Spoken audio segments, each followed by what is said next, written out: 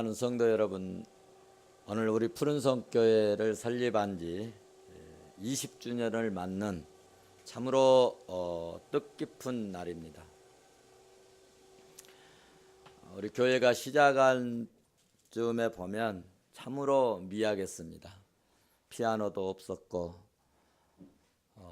나무 강대상 그리고 의자 10개 넣고 앰프도 없었고 반주는 제가 이거 두들겨서 반주하고 이렇게 가족부터 시작하였습니다. 누구 한 분 전도해 오면 교회 같지가 않아 가지고 있을까 말까 하다가 하나님의 은혜로 여기서 함께 예배를 드리고 오늘 이렇게 푸른 성의 숲을 이루게 하신 줄로 믿습니다. 많은 어려움이 있었고 힘든 데도 있었지만 하나님의 도우신 은혜와 우리 성도들의 아낌없는 사랑과 헌신과 눈물 어린 기도로 말미암아 오늘 이렇게 20주년을 맞게 된 것을 하나님께 감사하고 또 여러분께 진심으로 감사를 드립니다. 우리 푸른성 교회가 대형 교회로 성장하지는 못했지만은 하나님께서 반석 위에 세워주셔서 오늘 우리 집사님 기도한 대로 작지만 우리 교회가 여러 가지 모양으로 귀하게 쓰임받게 된 줄로 믿습니다. 하나님께서 우리 교회를 반석 위에 세워주신 것 같이 우리 성도들도 가정도 또 사업장도 혹은 직장에서도 든든히 세워주시는 그런 축복이 있어지시기를 주의 이름으로 축원합니다. 축원합니다. 자, 그러면 하나님께서 교회를 어떻게 세우시고 세워진 교회를 하나님께서 어떻게 돌아봐 주시고 어떻게 지켜주시는가, 그리고 성도들에게 어떤 축복을 주시는가에 대해서 한번 살펴보도록 하겠습니다. 복음서를 읽어보시면은 예수님의 사역 가운데 아주 가장 중요한 이 전환점, 반환점 이런 대목이 있습니다. 그 대목이 어디냐 하면 오늘 본문 13절 이후부터 예수님의 사역이 확연하게 달라지는 그런 모습을 보게 됩니다. 예수님께서 제자들에게 사람들이 나를, 인자를 누구라 하느냐 묻습니다. 이 질문 이후부터 시작해서 예수님은 이제 순환을 당하시고 그리고 고난의 길을 걷게 되고 마침내 십자가의 그 고통을 겪게 됩니다. 그러면 과연 예수 그리스도는 어떤 분이실까요? 사람들에게 예수님은 그동안 어떻게 이해되어졌는가? 도대체 예수님을 보는 관점을 어떻게 이해하고 있는가? 이것이 예수님의 질문의 요지인데 이렇게 질문하신 이유가 있죠. 예수님은 산상설교를 마치시고 산에서 내려오셔서 이제 본격적인 사역을 시작을 하십니다. 문둥병을 고치시고 암진병이를 일으키시고 보리떡 5개와 물고기 2마리로 강야의 들판에서 장경만 5,000명을 먹이시고 아멘 안 하시는데 벙어리를 말하게 하시고 기머거리를 듣게 하시고 죽은 자를 살리게 하셨습니다.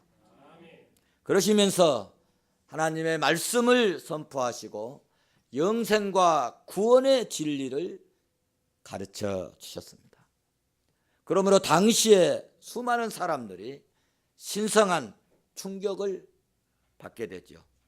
그럴 수밖에 없는 것이 갑자기 무명의 청년이, 목수일하던 청년이, 그리고 저 편방에 태어난 청년이, 그것도 정말 한 번도 훌륭한 사람이 태어나지 못한 나사렛에서 태어난 청년이 나타나서 말씀을 전하는데, 한 번도 들어보지 못한, 그 누구에게도 들어보지 못한 진리의 말씀, 하늘의 음성이었기 때문입니다. 그 말씀에는 권위가 있었고 엄청난 영적 권세가 있었습니다. 예수 그리스도께서 안진뱅이에게 일어나라 말씀하시면 안진뱅이가 발목에 힘을 얻고 일어나는 기적이 일어났습니다. 벙어리에게 에바다 열려라 말씀하시면 입이 열려져서 말하는 기적이 일어났습니다. 무서운 강풍도 예수님이 잔잔하라 말씀하시면 파도가 예수님 말씀에 잔잔해지는 신기하고 놀라운 일이 일어났습니다. 그러므로 사람들 마음속에 여러 가지 갈등이 일어나기 시작했습니다. 저분이 과연 어떤 분이길래 저런 역사를, 성자일까? 아니면 선지자일까? 아니면 영웅일까? 아니면 자신의 말대로 하나님의 아들인가? 정말 메시아인가? 그래서 사람들 마음속에는 예수님을 어떤 분으로 생각하고 있는가를 예수님께서 제자들에게 묻습니다. 사람들이 인자를 누구라 하느냐? 이때 제자들은 예수님을 세상 사람들의 시각을 대체적으로 크게 세 가지로 정리하여 말씀을 드렸습니다. 14절을 봐보십시오. 같이 봅니다. 시작. 더러는 세례 요한, 더러는 엘리야, 어떤 이는 에레미야나 선지자 중에 하나. 아멘. 어떤 사람들은 세례 요한이라 그렇게 말을 한다는 것입니다. 세례 요한은 강야에서 하나님 나라가 가까웠다고 회개를 촉구했던 그런 사람입니다. 그래서 예수님을 세례 요한 같은 사람이라 그렇게 말한 것입니다. 또 어떤 사람은 엘리야다. 엘리야는 갈멜산 꼭대기에서 바알 선지자와 싸워서 이기고, 그리고 하늘에서 불을 내려오게 해서 제단을 태우게 하고, 그리고 3년 6개월 동안 비가 오지 않은 그 가뭄에서 하늘문을 열고 비를 쏟아지게 했던 기적의 사람, 능력의 선지자였지요. 그래서 예수님은 그런 능력, 그런 기적의 선지자 같은 엘리야다 그렇게 봤다는 것입니다. 또 어떤 이는 에레미야나 선지자 가운데 한 사람이라 생각을 했다는 것입니다. 에레미야는 어떤 사람이냐? 탄식과 눈물을 쏟으면서 민족을 위해, 정말 자기 민족을 위해서, 예루살렘을 위해서 간절히 기도한 선지자였기 때문에 예수님도 이스라엘 민족을 향한 뜨거운 애정을 가진 그런 분으로 보았다는 이야기입니다. 그러나 예수님은 이런 답변에 대하여 전혀 만족하시지 아니하시고 제자들에게 다시 묻습니다. 그러면 너희들은 나를 뭐라고 하느냐? 어떤 사람으로 보느냐? 라고 묻습니다. 그때 제자들이 예수님 질문에 당황을 합니다. 아무도 답변하지 못합니다. 그런데 성질이 급한 베드로가 하는 말이, 주는, 선생님은 그리스도시요 살아계신 하나님의 아들이시니다. 할렐루야. 베드로의 고백을 들으신 예수님은 매우 만족스럽게 생각하시면서 베드로에게 오늘 본문 말씀을 보시면 엄청난 축복을 약속해 주셨습니다. 그러니까 성도 여러분, 이게 군데군데 말을 적절하게 잘하는 게 굉장히 큰 축복입니다. 말씀을 들을 때도요, 아멘 할 부을 때는 아멘 하다가요, 하늘의 성령이 그때 임할 수도 있어요. 그러니까 이게 군데군데 사람들이 뭐 얘기 딱 했는데 뭔 그래 그러면 그 분위기는 완전히 어떻게 돼버려요? 썰렁해 버리는 거죠. 그랬어? 하고 그러면 분위기는 어때요? 없다는 거죠. 자, 그러면 성도 여러분, 베드로가 고백한 내용이 뭡니까? 요약하면 두 가지입니다. 첫째는 예수님은 그리스도라는 것입니다. 그리스도라고 하는 말은 기름 부음을 받았다는 뜻입니다. 구약 시대에는 어떤 사람에게 기름을 붓느냐 하면 구약 시대에 기름 부음을 받는 자는 세 종류입니다. 첫째는 왕을 세울 때 기름을 부어줍니다. 두 번째로는 제사장을 세울 때 기름을 붓습니다. 세 번째는 선지자를 세울 때 기름을 붓습니다. 그러므로 예수님이 그리스도라고 하는 의미는 인류의 영원한 왕이고 영원한 제사장이고 영원한 선지자이시고 하나님의 약속의 말씀을 성취하는 자라라는 뜻입니다. 이것을 한마디로 쉽게 정리하면 예수 그리스도는 나의 구주이십니다. 그렇습니다. 예수 그리스도는 우리의 구주이십니다. 예수 그리스도는 우리의 구주가 되신 줄로 나는 확실히 믿습니다. 한번 그러므로 받아서 합시다. 예수님은 나의 주, 나의 하나님이십니다.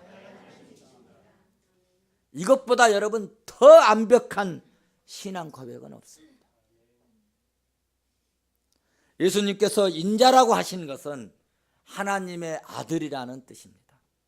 그리고 예수님은 기름을 부음을 받았는데 이 기름 부음 받은 약속의 메시아 그리스도이십니다. 그리스도라고 하는 말은 모든 것이 다 이루어졌다. 모든 것이 다 이루어졌다는 뜻을 의미하고 있습니다.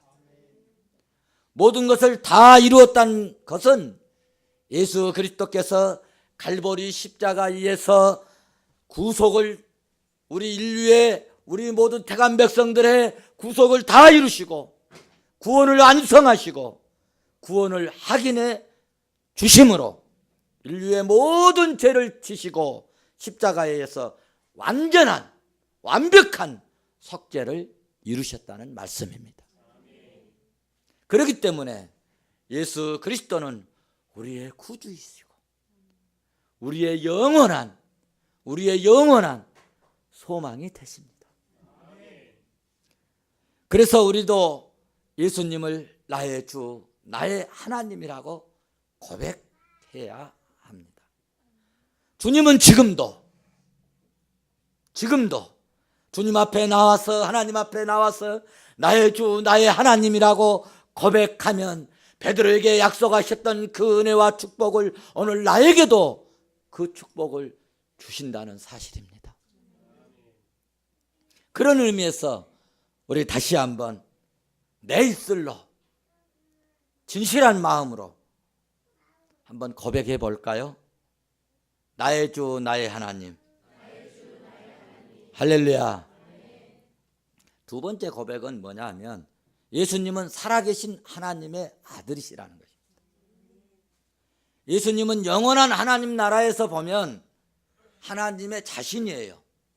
그러나 인간적인 입장에서 보면 예수님은 인간의 모습을 입고 오신, 육신의 모습을 입고 오신, 우리의 그 육신의 몸으로 오신, 인간의 모습으로 오신 하나님의 아들입니다. 여기에서 중요한 말은 살아계신 하나님이라는 말씀입니다. 한번 받아서 합시다. 예수 그리스도는 지금도 살아계셔서 역사하시는 전능의 하나님. 할렐루야. 그렇습니다. 예수 그리스도는 살아계시는 하나님이십니다. 죽은 하나님이 아닙니다. 십자가에 못 박아 죽어버린 하나님이 아닙니다. 무덤 속에 묻혀있는 주님이 아닙니다. 간념의 하나님이 아니셔요. 예수 그리스도는 지금도 살아계셔서 불꽃 같은 눈으로 살피시고 역사하시는 전능의 하나님이십니다. 예수님은 지금도 살아계셔서 역사하실 뿐만 아니라 역사의 마지막 날에 심판주로 오실 만왕의 왕이십니다.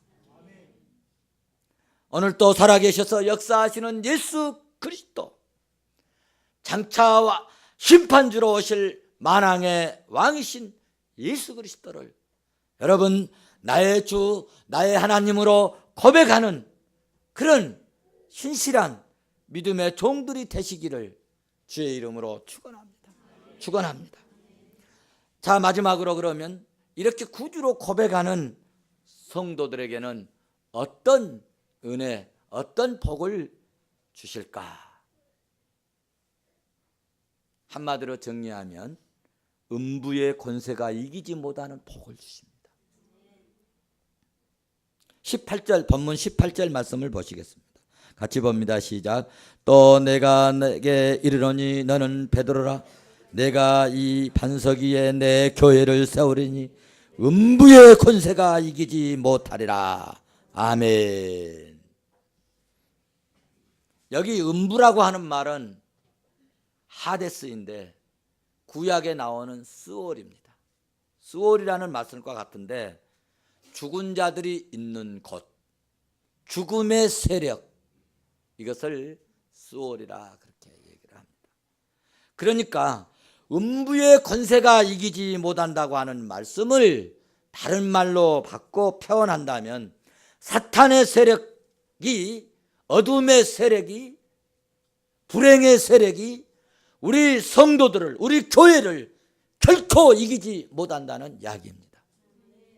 그러니까요, 반석 대신 예수 그리스도 터 위에 교회를 세우고 그 세워진 그 교회는 절대로 음부의 권세가, 마귀의 세력이, 악의 세력이 이기지 못한다는 이야기입니다. 이 세상에서 교회를 이긴 어떤 단체도 어떤 세력도 없습니다. 여러분, 이긴 것 같지만 마지막은 하나님께서 박살을 내보십니다. 세계 역사가 이것을 증명하고 있습니다. 제 아무리 강한 마귀라 할지라도 예수 그리스도 터 위에 세운 교회, 반석 위에 세운 교회는 우리 주 예수 그리스도께서 철장 권세로 지켜주신다는 말씀입니다. 할렐루야. 여기 교회는 교회당 건물이 아니고 택한 백성들이 모인 곳입니다. 다시 말해서 교회는 바로 우리 한 사람 한 사람이 교회입니다. 그러니까 믿는 자들이, 믿는 성도들이, 믿는 주의 백성들이 모인 곳에는 음부의 권세가 결코 이기지 못합니다. 찔러보기는 합니다. 건드려보기는 합니다. 흔들어보기는 합니다. 터치해보기도 합니다. 침투해오기도 합니다. 그러나 마침내 성도들은 승리자입니다. 우리의 그러므로 가정도 예수 그리스도 터 위에 세운 가정은 어둠의 세력이 가정을 해할 수 없습니다. 왜냐하면 철장 권세를 가지신 예수 그리스도께서 지켜주시기 때문입니다. 예수 그리스도를 구주로 고백한 성도들의 가정마다, 그리고 자녀들, 악한 마귀가 제 아무리 강할지라도 우리를 쓰러뜨릴 수 없습니다. 넘어지게 할 수도 있습니다. 자빠지게 할 수도 있습니다. 그러나 우리 주의 백성들은 반드시 하나님께서 성도의 견인, 다시 말해서 일으켜 세우셔서 승리자로 만들어 주십니다. 나는 이런 말씀을 생각할 때 옛날 옛적에 홍수환 아시죠, 여러분? 홍수환이 뭐 하는 사람이죠? 권투 선수요. 홍수환 선수가 맨 처음에 이 세계 타이틀전에서 시합을 갔는데 그 챔피언 벨트를 땄습니다. 그런데 그 벨트를 딸 때 이 홍수환 선수가 다운을 몇 번 당했죠? 예? 다운 몇 번 당했어요? 야, 보세요. 홍수환 선수가요, 다운을 3번 이상 당했어요. 3번 쓰러지고, 여러분 3번 다운 당하면 웬만한 선수들은 더 이상 싸울 기력도 힘도 아마 없을 거예요. 그런데 하나님의 은혜를 주셨는지 다시 벌떡 일어나서 홍수환 선수가 한 대 맞았는데 그 선수가 쓰러졌습니다. 아놀드 틸러 다운됐습니다. KO됐습니다. 할렐루야.